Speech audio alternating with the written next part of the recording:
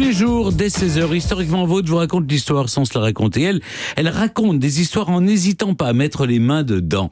C'est Clémentine Portier-Kaltenbach. Et oui, Clémentine, aujourd'hui, demain, il est question, puisque vous nous racontez quelques histoires de bagues qui ont marqué l'histoire. Oui, il y a deux types de bagues qui sont associées au mariage. L'alliance, bien sûr, l'anneau, ou le solitaire, un anneau qui est surmonté d'une pierre. Est-ce que vous connaissez l'origine supposée, l'origine légendaire de la bague qu'on appelle un solitaire, vraiment la bague de fiançailles? Elle est liée à l'histoire du titan Prométhée dans la mythologie grecque. Vous savez, Prométhée vole le feu sacré de l'Olympe, l'Olympe étant le lieu où résident les dieux. Il vole le feu pour le donner à l'espèce humaine et il enseigne aux hommes la métallurgie et toutes sortes d'autres arts que seule la maîtrise du feu rend possible.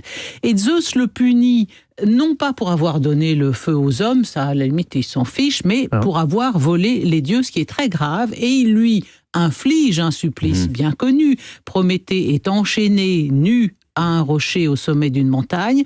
Chaque jour, un aigle vient lui dévorer le foie, et sa souffrance n'en finit jamais parce que chaque nuit, son foie repousse. Donc, il est éternellement dévoré. Et au cours de ces fameux 12 travaux, Hercule va délivrer Prométhée de son rocher. Mais comme Hercule a fait serment à Zeus que le titan resterait à jamais enchaîné au Caucase, au rocher, il enjoint à Prométhée de porter à vie une bague fabriquée dans le fer de ses chaînes et bague où sera serti un petit morceau de pierre du rocher où il était enchaîné. Ce serait l'origine de nos bagues dites solitaires, synonyme donc en quelque sorte d'emprisonnement.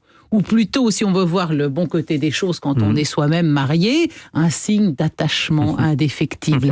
L'Antiquité est pleine d'exemples du pouvoir symbolique attaché à la bague.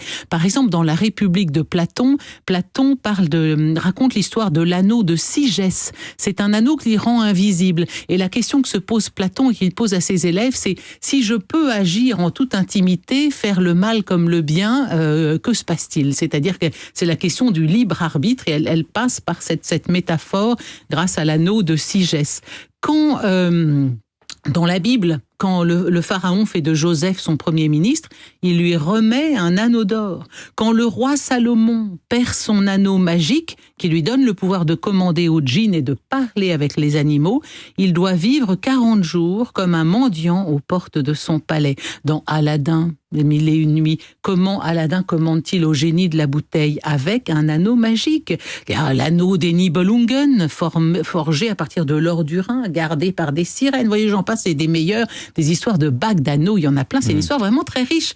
C'est un symbole sacré, symbole de pouvoir. Lorsqu'Alexandre le Grand mourant choisit Perditas pour successeur, il lui remet son anneau.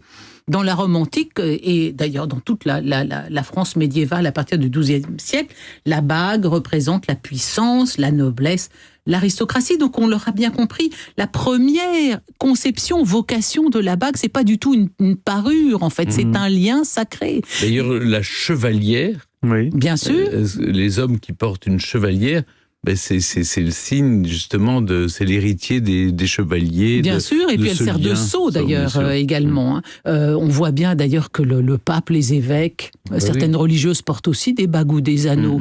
Quand on regarde le portrait du pape Jules II par Raphaël, il a carrément une bague à chaque doigt, et c'est pas pour faire joli. Alors, l'anneau joue un rôle qui n'est dévolu à aucun autre bijou. Quand Podane veut se faire remarquer du prince, elle met un anneau dans un gâteau que mangera le fils du roi. Et là, on touche bien sûr au second rôle de la bague, qui est un signe d'alliance et un gage d'amour. Donner son anneau, c'est se donner soi-même. Et c'est de là que va naître l'usage des fiançailles, des bagues de fiançailles, qui à l'origine étaient doubles, deux anneaux, qui étaient soit liés par un fil d'or, soit soudés, et puis qu'on portait bien sûr au 4e doigt de la main droite. Il y avait, quand on avait des solitaires, les deux pierres étaient identiques pour les mariés pendant une longue période. Et puis les bagues de fiançailles les plus extraordinaires furent les bagues de fiançailles des Juifs, où le chaton très élevé représente une maison avec son toit, ses fenêtres et des mots en caractères hébraïques destinés à placer le couple sous une bonne étoile. À force de signifier l'alliance entre les personnes, l'anneau en est venu à signifier toute forme d'alliance. Et à Venise, l'alliance de tout un peuple avec la mer a été longtemps l'un des actes les plus singuliers et les plus grandioses du Moyen-Âge.